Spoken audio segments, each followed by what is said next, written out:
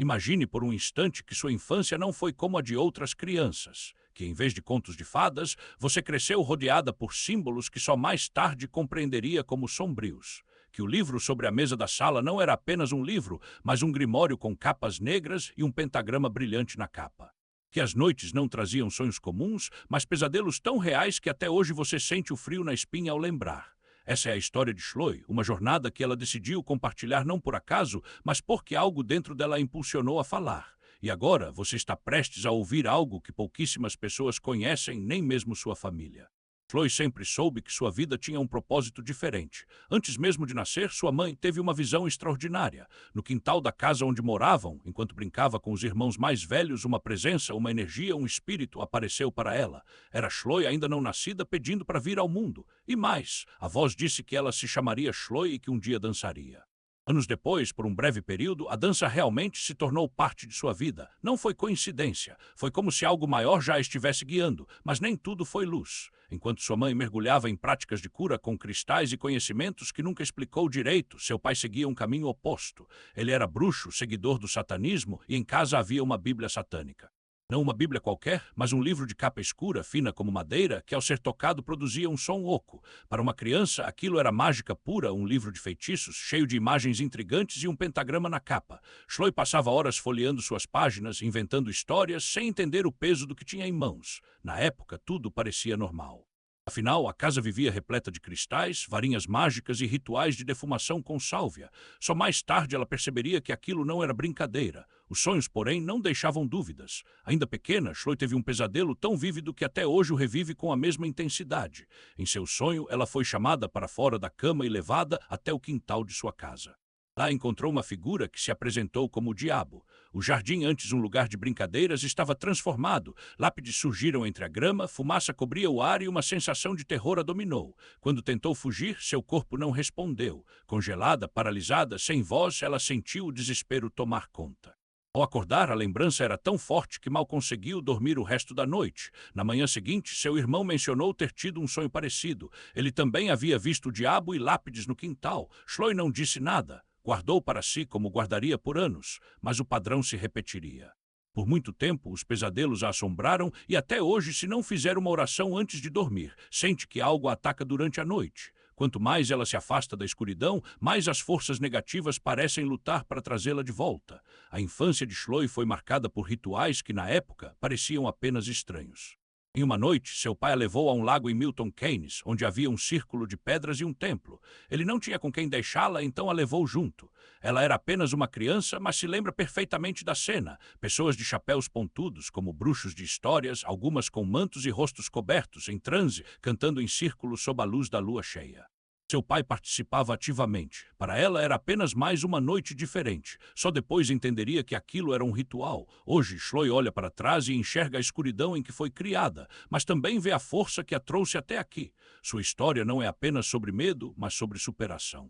E agora, ao compartilhá-la, ela espera que outras pessoas encontrem coragem para enfrentar seus próprios demônios, literais ou não, porque no fim a luz sempre vence. E essa é a parte mais importante. Escondida num canto da sala, apenas o suficiente para ficar fora do caminho, mas ainda ao alcance do olhar vigilante do meu pai. E eu me lembrava daquela presença incômoda, como um peso invisível no ar. Mesmo criança, eu sabia que havia algo de sinistro ali, mas não tinha palavras para nomear aquilo. Apenas sentia. Houve outras vezes em que fui levada a rituais como aquele e o desconforto sempre me acompanhava, como uma sombra grudada na pele. Com o tempo, esses momentos, somados aos pesadelos que me assombravam, abriram portas que não deveriam ser abertas. Energias escuras se apegaram a mim como parasitas invisíveis e ficaram por anos. Anos em que as coisas só pioraram. Quando deixei de ser criança, os fenômenos se intensificaram. Na casa do meu pai, eu tinha tudo o que queria. Era mimada, cercada de animais, um verdadeiro zoológico particular. Ratos, coelhos, gatos. Até os camundongos se multiplicaram e logo tínhamos 11 deles. A mãe deles, porém, adoeceu. Um olho inchado, uma infecção que a consumia. Quando ela já estava à beira da morte, eu chorei. Meu pai a pegou nas mãos, cobriu-a com a outra e sussurrou algo sobre transferir energia para salvá-la. E, para minha surpresa, ela melhorou, o olho sarou e ela viveu mais um pouco. Mas aquele momento nunca saiu da minha cabeça. Havia algo de errado nisso, algo que meus amigos nunca viveram com seus pais. Minha mãe, por sua vez, tinha uma casa cheia de cristais. Sempre que eu adoecia, ela me dava um para carregar, como se pudesse curar qualquer mal. Quando algo ruim acontecia, lá estavam eles dispostos em padrões que eu nunca entendi. E embora não soubesse o propósito, eu sentia que havia uma intenção por trás daquilo. Os dois também eram fascinados por tarô. Lembro de sentar com eles ainda pequena, embaralhando cartas, achando que era apenas um jogo, mas não era. Cada vez que aquelas cartas eram viradas, portas se abriam e ninguém as fechava depois. Minha mãe também usava cartas de anjos como se fossem uma versão mais leve da mesma coisa. Mas a energia não era leve, nunca foi. Desde muito cedo eu sentia presenças, às vezes uma sombra no canto do olho, outras uma sensação de que não estava sozinha, mesmo quando estava. Com o tempo, esses sinais se tornaram mais frequentes, mais reais. E então vieram os pesadelos. Na adolescência, uma noite em especial marcou o início de tudo. Eu estava na cama quando o colchão começou a tremer, como se algo sacudisse por baixo. Entre o sono e a vigília, fui arrancada da cama. Algo me girou no ar e, de repente, estávamos cara a cara. Era uma entidade. Olhos negros, profundos como poços sem fundo, pele pálida, quase translúcida, e aquele olhar não era para mim que ele olhava, mas para algo dentro de mim, algo que eu nem sabia que existia. Foi aterrorizante e foi só o começo. Anos depois, já morando sozinha, os ataques se tornaram mais violentos. Uma noite, a cama tremeu novamente. Eu tinha trancado a porta com um ferrolho simples, daqueles que se aperta para baixo. Ouvi cada engrenagem, cada parafuso daquele mecanismo girando sozinho, como se algo estivesse abrindo, e eu não conseguia me mexer, não conseguia gritar. Sentia o frio se espalhando pelo quarto, mesmo sem ver nada. Então senti a presença atravessando a porta, percorrendo o corredor curto do meu apartamento, até parar ao lado da minha cama. Era alto, muito alto, uma silhueta escura sem forma definida, inclinada sobre mim como uma sombra prestes a me engolir. Senti algo sendo puxado de mim ou injetado em mim. Uma energia que saía pela minha boca, como se minha alma estivesse sendo drenada. Acordei aos prantos, apavorada. Meu noivo, na época, ainda não morávamos juntos, veio correndo às 3 da manhã porque eu não suportava ficar sozinha. Na noite seguinte, aconteceu de novo. A porta se abriu sozinha. Desta vez, a entidade me arrastou para a sala, me fez andar como se eu fosse uma marionete. Girou-me no ar e, mais uma vez, estávamos frente a frente. Em meio ao pânico, tentei encontrar um telefone para pedir ajuda. Mas o aparelho que encontrei não era o meu. Era pequeno, preto e branco como os antigos. As teclas não respondiam. Cada letra que eu tentava digitar aparecia errada na tela, como se algo distorcesse minhas ações. E eu sabia, mesmo naquele estado entre o sonho e a realidade, que não havia escapatória. E a voz que respondeu não era dele. Era um sussurro distorcido, como se algo estivesse se arrastando entre as ondas de estática, tentando imitar seu tom. Filha! A palavra saiu alongada, engolida por um chiado metálico. Desliguei na mesma hora, o coração batendo tão forte que quase não conseguia respirar. Liguei de novo, mas a chamada caiu direto na caixa postal. E então, como se o universo estivesse me testando, o telefone tocou sozinho segundos depois. O número era desconhecido, mas algo dentro de mim sabia que era ele. Atendi. Silêncio. Não o silêncio comum daqueles que antecedem uma ligação errada, mas um vazio carregado, como se o ar ao redor do aparelho tivesse sido sugado. E então, de repente, um som, não uma voz, não um ruído, mas algo vivo, rastejando pelo fio invisível que nos conectava. Era como se dedos ossudos estivessem percorrendo a tela do celular, deixando marcas de umidade que não secavam. Desliguei outra vez, mas o aparelho continuou vibrando, insistente, como se alguém ou algo estivesse tentando forçar a entrada. Quando finalmente parou, olhei para a tela e vi que a bateria, que estava em 87%, agora marcava 3%. Não havia explicação, não havia lógica. Só havia o peso de uma certeza que me gelava até os ossos. Ele não voltaria. Os dias seguintes foram um borrão de telefonemas para a polícia, de esperas intermináveis em delegacias, de olhares piedosos dos investigadores que já tinham visto casos assim antes. Pessoas desaparecem o tempo todo, disseram. Às vezes elas simplesmente vão. Mas eu sabia que não era isso, não com meu pai. Não depois de tudo o que ele havia enfrentado. Não depois daquela promessa feita no escuro, daquela ameaça que se cumpriu com uma precisão cirúrgica. 12 meses, nem um dia a mais, nem um dia a menos. E então as visões começaram para mim também. Não eram sonhos. Eram invasões. Algo se infiltrava no meu quarto à noite, pairando sobre a cama como uma sombra com peso. Eu sentia o colchão afundar, como se mãos invisíveis estivessem me pressionando contra o lençol, e uma voz, não a dele, não a de ninguém que eu conhecesse, sussurrava coisas que eu não conseguia entender. Palavras em línguas mortas, frases que se enrolavam na minha mente como cobras, deixando um rastro de náusea. Uma vez acordei com a sensação de que algo estava dentro de mim, se movendo sob a minha pele, e gritei até perder a voz. Quando olhei para o espelho, meus olhos estavam vermelhos, como se tivessem sido queimados por dentro. Foi então que encontrei o livro. Estava escondido no fundo de uma caixa de papelão entre velhos discos de blues e cartas amareladas. A capa era preta, sem título, e quando o abri reconheci na hora a caligrafia do meu pai. As páginas estavam cheias de anotações frenéticas, rabiscos que pareciam ter sido escritos às pressas, como se ele estivesse correndo contra o tempo. Eles não são o que parecem, dizia uma delas. O diabo não mente, ele distorce. Outra página tinha um desenho, um círculo com símbolos que eu não reconhecia, mas que me fizeram sentir como se estivesse caindo em um poço sem fundo só de olhar. E então, no meio do livro, havia uma folha solta. Era um recorte de jornal, amarelado pelo tempo, com a foto de uma mulher que eu nunca tinha visto. A manchete dizia: mulher encontrada morta em ritual satânico, polícia investiga conexão com o desaparecimento de 3 pessoas na região. Debaixo da foto, meu pai havia escrito uma única palavra: eles. Foi nesse momento que entendi que o desaparecimento dele não era um caso para a polícia, não era um mistério que seria resolvido com investigações ou pistas, era algo maior.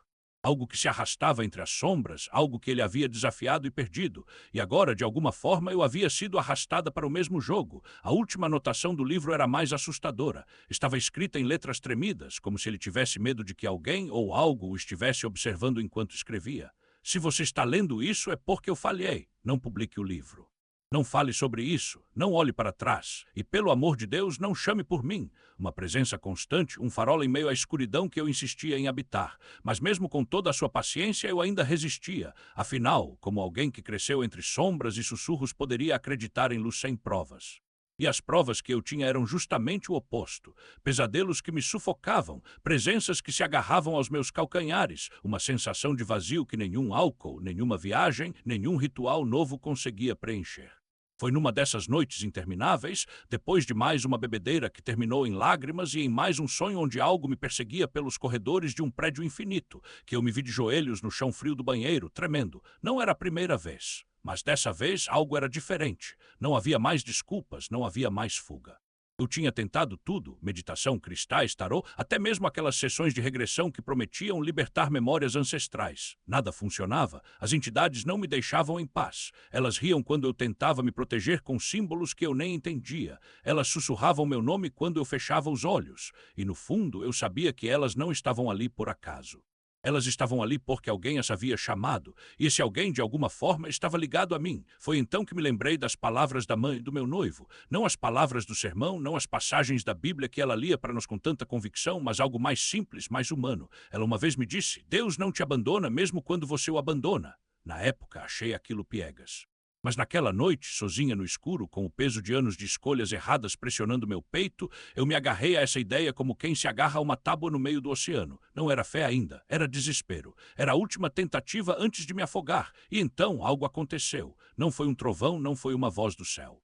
Foi mais como um cleque, uma porta se abrindo dentro de mim que eu nem sabia que existia. De repente, eu me vi repetindo as palavras que antes me pareciam vazias. Em nome de Jesus Cristo, saia de mim. E pela primeira vez, elas não ficaram presas na minha garganta. Elas saíram forte, clara, e com elas veio uma força que eu nunca tinha sentido antes. Não era eu.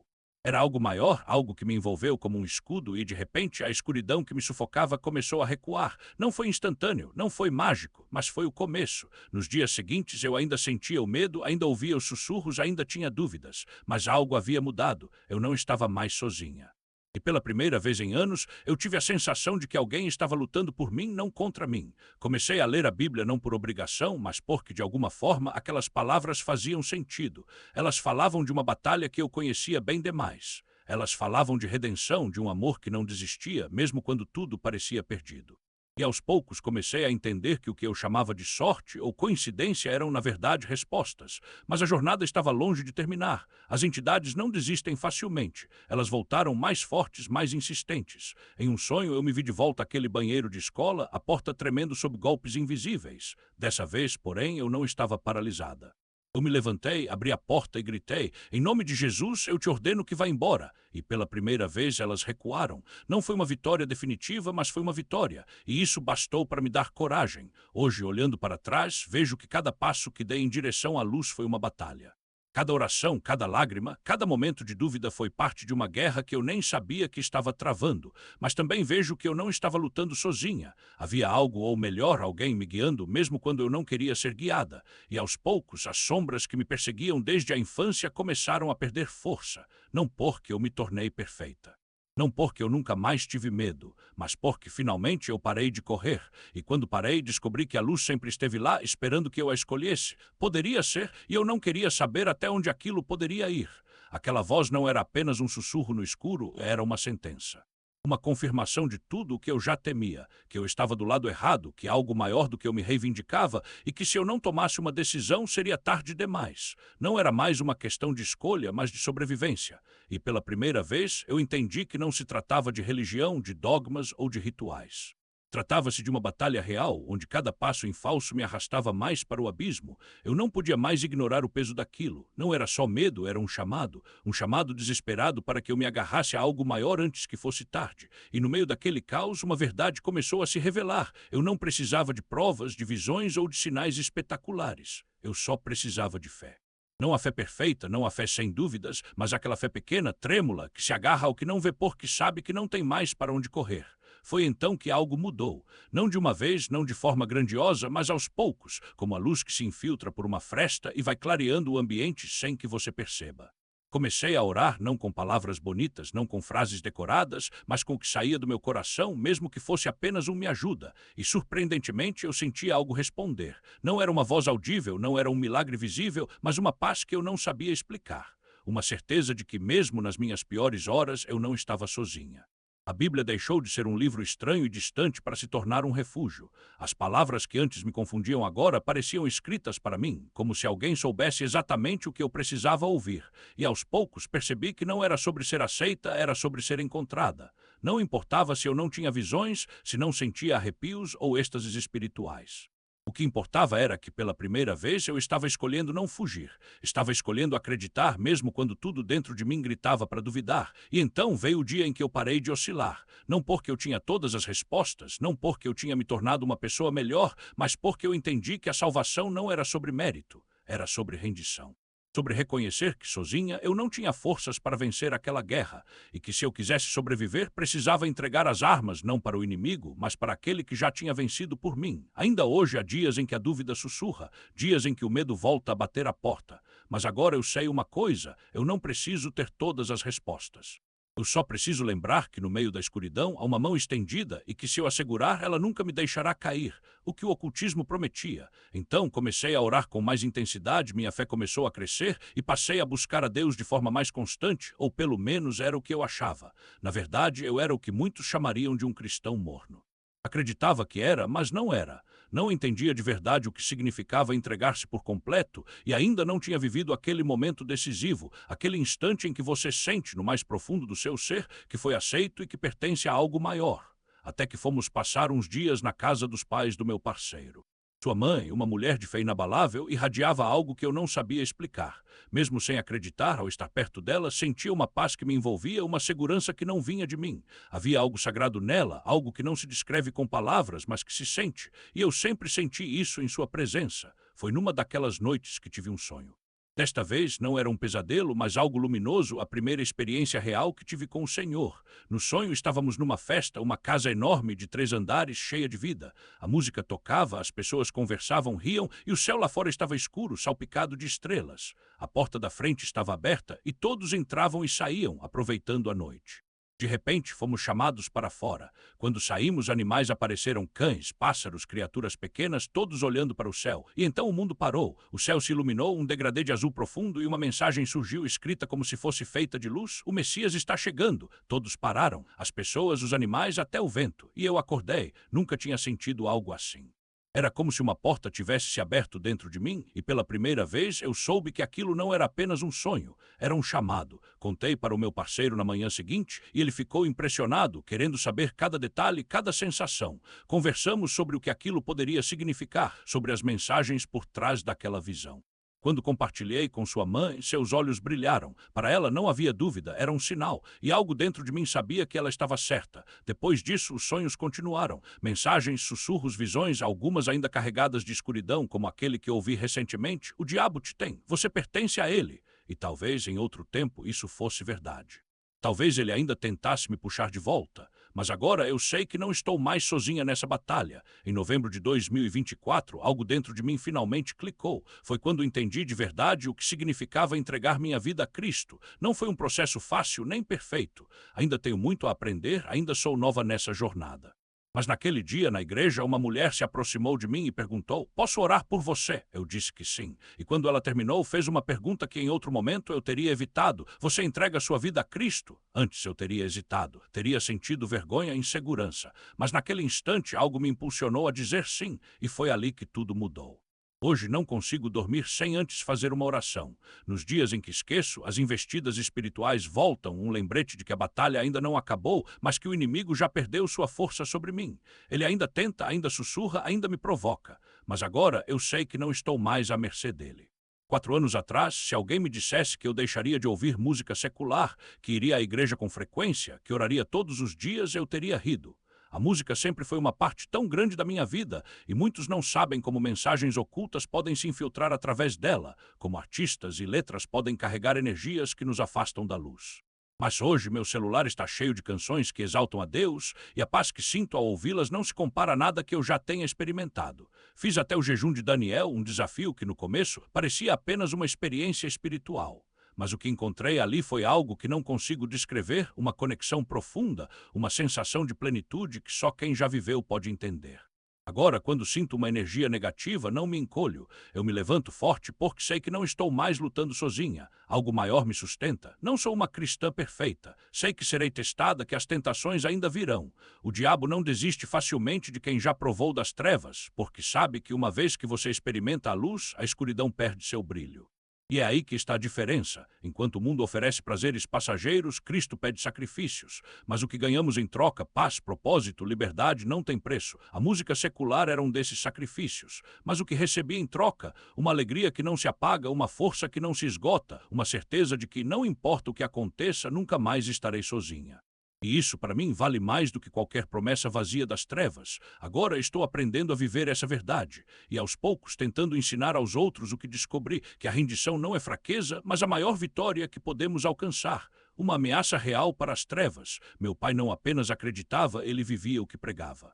Cada palavra que escrevia, cada testemunho que compartilhava era um golpe direto no reino das sombras. E Satanás sabia disso. Ele não teme os indecisos, os que flertam com a fé sem jamais se entregar. Ele treme diante daqueles que, como meu pai, queimam com uma convicção inabalável, porque eles são faróis que iluminam o caminho para outros escaparem das garras do engano. Quando meu pai publicou aquele livro, não era apenas um relato, era uma declaração de guerra espiritual. Ele expôs as mentiras, desmascarou os truques, revelou como o inimigo opera nas entrelinhas da música, do entretenimento, até mesmo nas relações que parecem inocentes. E o mais perigoso para Satanás. Ele fez isso com uma autoridade que só vem de quem já esteve do outro lado e voltou para contar. Não era teoria, era experiência. Era verdade crua, sem filtros, sem medo. Agora, com Cristo em mim, entendo por que aquele aviso foi tão violento. Satanás não queria apenas silenciar meu pai, ele queria apagar a esperança que suas palavras plantavam. Porque uma alma resgatada é uma alma perdida para ele, e quando essa alma se torna uma voz que guia outras para a luz, o prejuízo é irreparável. Mas aqui está a beleza, ele não venceu. Meu pai partiu, mas o livro ficou, as palavras ficaram, e hoje elas continuam alcançando pessoas exatamente como ele sonhou. E sabe o que mais? Essa mesma batalha está acontecendo agora em cada um de nós. Não é coincidência que, desde que me entreguei de verdade, os ataques tenham se intensificado. Eles vêm disfarçados de dúvidas, de cansaço, de tentações sutis. Será que vale a pena? E se você estiver errada, lembra como era mais fácil antes. Mas eu reconheço essas vozes. Elas não são minhas. São ecos de um inimigo que sabe que me perdeu e está desesperado para me arrastar de volta. A diferença é que hoje eu tenho uma armadura. Não é uma metáfora, é real. A cada oração, a cada versículo decorado, a cada momento em que escolho confiar em vez de temer, estou erguendo um escudo que as trevas não podem atravessar. E o mais lindo, não estou sozinha nessa luta. Minha família está ao meu lado. Meus filhos estão aprendendo desde cedo que a fé não é um acessório, mas um estilo de vida. Minha filha, que antes tinha pesadelos, agora dorme em paz depois de orar. Meu noivo, que já enfrentou seus próprios demônios no mundo do entretenimento, hoje usa sua voz para glorificar a Deus. E eu? Eu acordo todos os dias com uma certeza que antes não tinha. Não importa o que venha, não estou mais à mercê das trevas. Isso não significa que a vida seja perfeita. Significa que ela tem propósito. Significa que mesmo nos dias difíceis há uma paz que não se explica, uma alegria que não se apaga, uma força que não se esgota. E quando olho para trás, para aquela garota que dançava no show do Chris Brown sem perceber que estava sendo envolvida por algo muito maior do que a música, eu só consigo agradecer, porque foi ali, no meio da escuridão, que Deus me encontrou. Foi ali que ele me mostrou que, por mais alto que o inimigo grite, a voz dele sempre será mais forte. Então, se você está lendo isso e ainda hesita, se ainda acha que a fé é um fardo ou que a rendição é perda, eu te digo, experimente. Não com metade do coração, mas com tudo. Porque quando você finalmente se entregar, vai descobrir que não perdeu nada. Pelo contrário, você ganhou um amor que não falha, uma paz que não se abala, uma vida que vale a pena ser vivida. E o melhor: você nunca mais estará sozinho, nem por um segundo, porque não há força maior do que um testemunho que quebra correntes. Quando alguém compartilha sua história de escuridão transformada em luz, não está apenas contando o que viveu, está acendendo uma tocha para quem ainda caminha nas sombras. E é exatamente isso que acontece quando vidas como a do meu pai se levantam. Elas se tornam faróis para aqueles que, como ele um dia, acreditavam que não havia saída. Imagine alguém que já esteve tão fundo no ocultismo, tão perdido em rituais e energias sombrias, que até mesmo o ar ao seu redor parecia pesado com o que não se vê. Agora imagine essa mesma pessoa não mais como prisioneira, mas como mensageira. Suas palavras não são apenas relatos, são chaves. Chaves que abrem portas trancadas há anos na vida de outros. Porque quando alguém lê ou ouve uma história assim e reconhece seus próprios passos nela, eu já estive ali. Eu já senti isso. Eu já acreditei que não havia esperança. Algo dentro dele se quebra. Não é fraqueza, é alívio. É a primeira rachadura na muralha que o diabo construiu em volta do seu coração. E o que acontece quando essa muralha cai? A luz entra. E com ela a certeza de que não importa o quão fundo você tenha ido, não importa o que tenha feito ou o que tenham feito com você, há um caminho de volta. Há um nome que é mais forte do que qualquer maldição, mais poderoso do que qualquer pacto, mais profundo do que qualquer ferida: Jesus. Cada testemunho como esse é como uma fagulha que, ao tocar outra vida, se transforma em fogo, e fogo se espalha. Não há como contê-lo. Meu pai veio do fundo do poço, sem teto, mergulhado em feitiçarias, entregue a forças que sugavam sua vida dia após dia. Se ele pôde ser resgatado, se ele pôde ser lavado, restaurado e usado como instrumento nas mãos de Deus, então não há história que não possa ser reescrita, não há passado que não possa ser redimido, não há escuridão que não possa ser vencida. E isso é o que mais enfurece o inimigo, ver alguém que ele considerava perdido para sempre se tornar um troféu da graça. Sim, o livro dele foi publicado. Está disponível para quem precisar ouvir a verdade que ele descobriu. Eu mesma já o li várias vezes, às vezes com lágrimas, às vezes com um nó na garganta, outras com um sorriso que só Deus entende. Porque, veja bem, não é fácil revisitar essas memórias. Há dores que não cicatrizam completamente nesta vida, há perguntas que ficam sem resposta, há um vazio que só o tempo e a presença de Deus conseguem preencher. Mas há também paz, uma paz que não depende das circunstâncias, que não se abala com o que não sabemos, que não se rende ao desespero. Eu perdoei, não meu pai porque ele não me fez mal, mas a situação. Perdoei o diabo por tudo o que tentou roubar. Perdoei a escuridão por tentar me convencer de que eu era dela. E ao fazer isso, descobri que o perdão não é um ato de fraqueza, mas de guerra. É declarar de uma vez por todas que o inimigo não tem mais poder sobre mim, que Cristo venceu, que a luz sempre vence. De vez em quando pego o livro dele de novo. É o único pedaço tangível que me resta, além das lembranças. E ao folhear suas páginas, não vejo apenas a história dele, vejo a minha. Vejo de onde vim, o que superei, o que Deus fez em mim. E oro para que mais pessoas encontrem essas palavras, para que mais vidas sejam tocadas, para que mais cadeias sejam quebradas. Porque sabemos, não é mesmo? Não há nome mais poderoso, não há amor mais forte, não há liberdade maior do que a que encontramos em Jesus. E se você está assistindo a isso hoje e ainda carrega o peso do que viveu, se ainda sente o medo ou a vergonha tentando te calar, eu te digo, compartilhe. Não espere estar pronto, não espere a aprovação de ninguém. Você não precisa ser perfeito para ser usado, precisa apenas ser obediente. Eu mesma hesitei por anos com medo do julgamento, com medo de não ser compreendida. Mas quando finalmente abri a boca, descobri algo incrível. As pessoas não precisavam de uma história perfeita. Elas precisavam de uma história real. Precisavam ouvir que sim, dá para sair do buraco. Que sim, há esperança. Que sim, Deus está esperando por elas, exatamente como estavam, exatamente onde estão. Então, antes de encerrarmos, quero deixar uma oração. Não uma oração bonita, mas uma oração verdadeira. Uma oração que vem de alguém que já esteve no fundo e sabe o que é ser puxada para cima pela mão de Deus. Pai, obrigada por cada pessoa que está ouvindo isso agora. Obrigada porque o Senhor já sabe o que cada um carrega, as lutas que enfrentam, os medos que os paralisam. Hoje eu peço que o Senhor quebre as correntes que ainda os prendem, que a sua luz invada cada canto escuro, cada lembrança dolorosa, cada mentira que o inimigo sussurrou em seus ouvidos. Que eles sintam, neste exato momento, o seu amor os envolvendo, um amor que não desiste, que não falha, que não se cansa de buscar. Deis coragem para compartilhar suas histórias, força para perdoar, fé para acreditar que o melhor ainda está por vir, e que ao final de tudo eles possam olhar para trás e dizer, como eu digo hoje, valeu a pena. Em nome de Jesus, amém.